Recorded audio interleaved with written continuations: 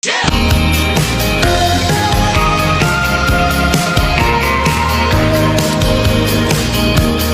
afternoon, or evening, or morning if you're listening early on the podcast tomorrow. I'm Ross in for Guy Benson, and I'll tell you what, I would like to take one more call on what we've been talking about this hour, which is not just what happened in Texas, but how we're all thinking about it now, especially those of us who are parents. Let's go to Steve in Virginia. Hey, Steve, you're on with Ross on the Guy Benson Show.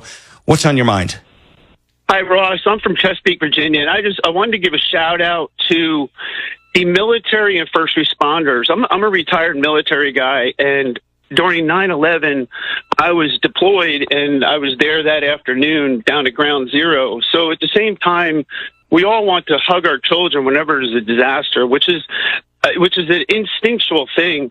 But it's just a shout out to the military people who just get a chance for a quick hug, and then they have to deploy into that situation. So all those first responders and everything who would like to be home hugging their children, you know, I've been on the other end where you're deployed and you don't have that opportunity. And I think it's worth mentioning, like, for instance, what about the mom who works for the National Guard and she had to take off right away? So just a shout out to that very small group of people in the United States who respond and have to leave their children at home. That, you know, we love our children, but we also have a job to do to protect others. That's a fabulous point, Steve, and thank you for making that point. But more importantly, thank you for your service. Thank you for what you did on 9/11. Fantastic. And it's a perfect last call for me to take on this topic right now.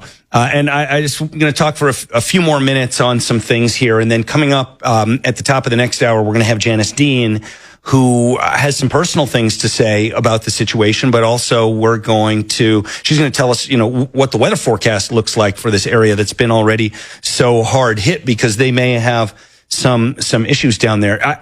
If I could drift, if you don't mind, just slightly political for a moment.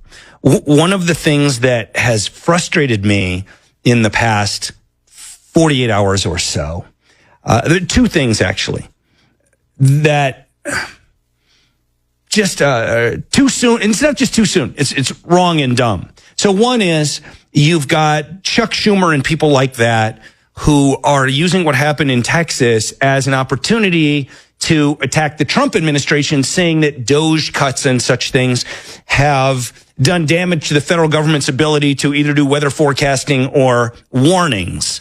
As far as I can tell in news reporting, the forecasts were correct definitely early enough to get warnings out. And warnings were gotten out. There's a story that I saw. I don't have it in front of me, so I don't have the camp name. But there's a story that I saw about leadership at another camp near the camp that these terrible stories are about right now. But leadership at another camp that got the warning and said, you know what, I'm just not going to take any chances. And they, you know, loaded their folks up and moved, you know, further away. And I don't know that the water got to where that camp was anyway. But my point is, they heard a warning, they abided by the warning, and they moved. And I think it's really, I realize politics ain't beanbag, but it's a very bad look at the very least for Democrats to be trying to use this to attack the Trump administration when there is simply no evidence that I've seen, no evidence that the federal government had any kind of failing here. So I wanted to share that. And, you know, for those who don't know me, haven't listened to me much, and again, I'm in Denver, so on KOA, so I don't know if you've had a chance to hear me, but you know, I'm not a MAGA guy, but I'm also not a guy with Trump derangement syndrome, right? I call him like I see him. When this administration does something that's great, I give them credit for it. When they do something that's bad, I criticize them for it. Just like Guy, okay? Just like Guy Benson. And I think that there's no reason to be pointing at the Trump administration here. The other thing that I've been a little bit frustrated by, and I suppose this won't be a big surprise, but in some of these sort of old line legacy media outlets, especially newspapers, I saw this in both the Washington Post and the New York Times today and CNN. They're all talking about climate change, and they just put it in there as if it's a fact. like these floods are getting worse and more frequent because, and this was what CNN, I think, has on their website right now, because fossil fuel pollution is fueling climate change and making these things worse. And I want to actually share the name of a Substack with you. Actually, two Substacks just for fun. One is mine. I hope you'll go check that out. Ross Kaminsky, RossKaminsky, rosskaminsky.substack.com. Check that out. But the other thing that I wanted you to maybe pay a little attention to is a Substack called Irrational Fear. So irrationalfear.substack.com. And that's by a PhD, a geophysical scientist named Dr. Matthew Wielicki, who happens to be local to me here in Denver.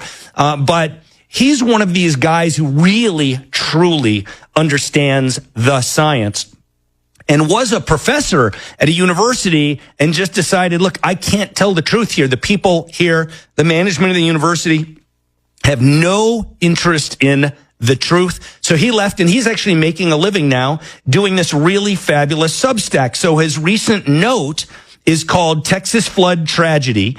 And the short version, maybe too long already for me to give you the short version, but what he notes, he goes through the data and shows that there is no perceivable trend in the quantity or frequency or severity or anything of flash floods in central Texas over the last 50 or 75 years, some long-term time frame like that. And I do find it very, very frustrating that these people who somehow make a living, like the New York Times climate reporter, he's only able to make a living reporting this stuff because there are so many people who don't understand the science and the data. And it's too bad, because now his job is keeping people ignorant by saying that climate change caused this. I'm not a person who says climate doesn't change. Of course it does. But do not believe the hype that climate change had something to do with this, because it is not supported in the data. Janice Dean joins us next.